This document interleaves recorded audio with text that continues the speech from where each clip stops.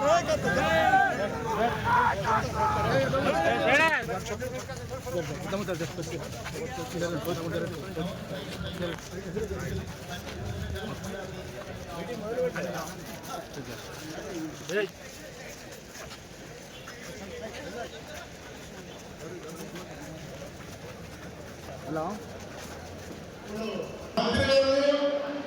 IT శాఖ మంత్రి పెద్దలు దుద్దిరాల శ్రీధరబాబు గారిని వేదిక నుంచి రావాల్సిన అభ్యర్థున్నాం.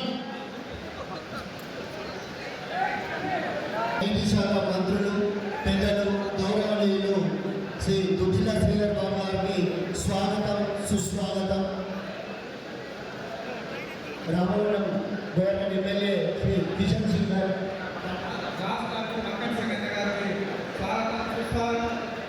మక్కన్ సింగ్ గారికి స్వాగతం సుస్వాగతం. శ్రీ దుద్దిల శ్రీధరబాబు గారికి స్వాగతం సుస్వాగతం. స్వాగతం సుస్వాగతం.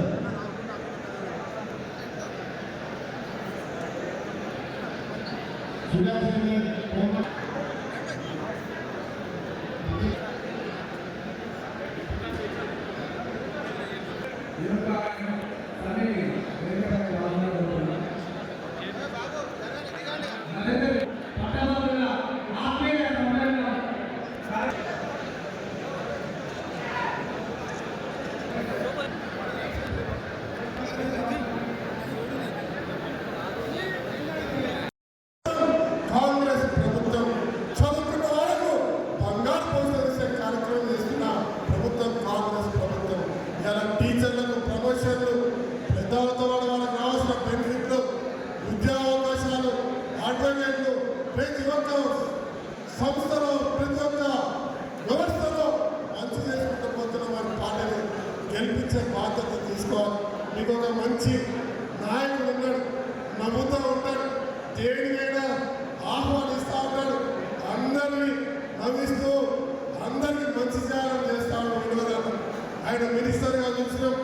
మరి ఆయన ఇక్కడ మీ అందరికీ తెలుసు, ప్రియాంక మీరందరూ చెప్తా ఉన్నారు, ఇక్కడ మా ప్రియతమ నాయకుడు, మీకే కాదు మాకు కూడా ప్రియతమ నాయకుడు. మరి వినోదంలో నాయకత్వంలో ఇక్కడ 5,000 పైన ఓట్లు ఉన్నాయి.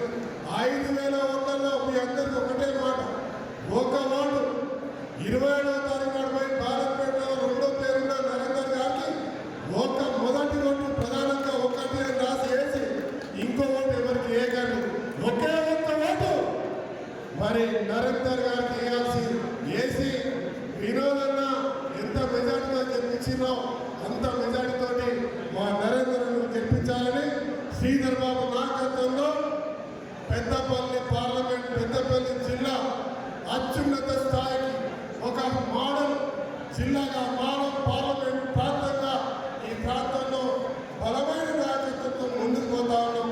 ఇలా రేవంత్ రెడ్డి గారు రాష్ట్రంలో ముఖ్యమంత్రిగా ఉంటే దాంతో బలమైనటువంటి రాష్ట్రంలో ఇంకో నాయకుడు, మన ప్రాంత నాయకుడు, మన అందరి ఇష్టమైన నాయకుడు శ్రీధర్ బాబు గారు ఇక్కడ మనతో ఉన్నారు.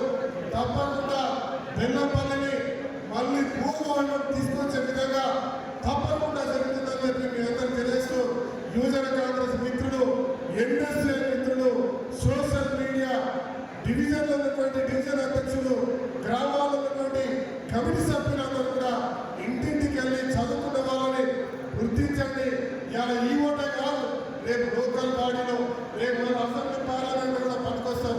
చదువుకున్న వాళ్ళు ఏమనుకుంటామంటే ఈ ఊర్లో ఉండలేరు అనుకుంటారు.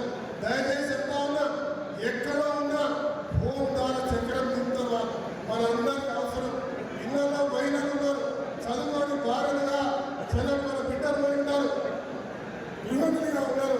వాళ్ళను కూడా కదిలించండి. వాళ్ళు 10 మందితో కలిసి ఓటేసే అవకాశం చేస్తున్న విషయం తెలియజేస్తూ మీ అందరి